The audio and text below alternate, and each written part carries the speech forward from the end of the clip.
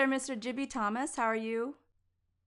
Hi, Suja. How are you? Doing great. Mr. Thomas, you're the General Secretary of the Federation of Malayalee Associations of Americas, otherwise known as FOMA, correct? And what role does FOMA play in the community? FOMA is an organization of 69 associations in the various states of America and Canada. It's a Malayali organization, so we definitely work with the community and the problems of the community and how to uplift the community. Issues like, when the Praveen Varghese death happened and the Right. community all stand together with the family, we got the justice. And that was becoming a cold case if not for the courage of his mom, Mrs. Lovely Varghese, and one of the media personalities, Miss Monica Zukas. And then I saw you out there also having a rally, and that was unheard of, correct? I mean, I hadn't seen anything like that in our community.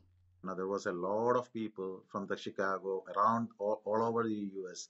They all supported this family for at least like it took like 3 years. And I would sincerely say that it's the courage of the mom, Miss Lovely Yeah. Burgess, that took the case to that level.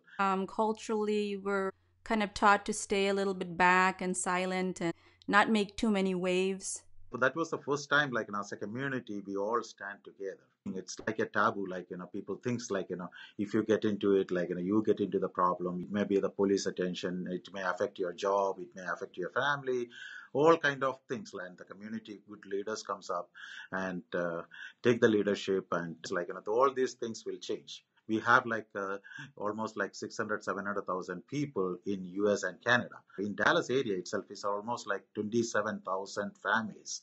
That's a big 27,000 families, Malayali families. Malayali family, Malayali Wow. origin. And a lot of students coming into the University of Texas, where former started a students forum too. So there are a lot of issues in the universities too, making it as a group so people can stand together. Stand together. In the light of recent events that has occurred in our community, Malayali community, um, it is more of a sense of how do we provide support to one another in a time of grief or confusion and promoting exactly what you said, which is the unity and discouraging inner fighting or accusations and letting the investigation continue as it should. All kind of security forces, police, K9, and Yes, FBI, all everything need to support the law and order and make sure that like the justice is given to the little girl. Naturally, there is no question like we are not standing with anybody who did this thing, and we right, are not the people to say that they did or not. That's a law right. and order. They let the police take that role. I've been hearing all after that like the community is being blamed that like we are immigrants and we are not eligible to be in this country and we are not Americans. This kind of mood is going to be created, more hate is going to come to from other communities. We should support each other. Right. And that is what has been happening is that people are coming out and blaming this person and that person.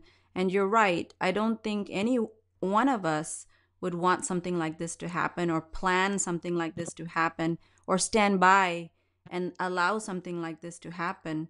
Considering how much we do love our kids and our community, that's the last thing that I think anybody would want. So we need to be really careful. We immigrant community, most of the situations are not good right now. So everybody, all the community leaders or the churches, temples, everybody has to educate the people. We are not supporting on any of these happenings.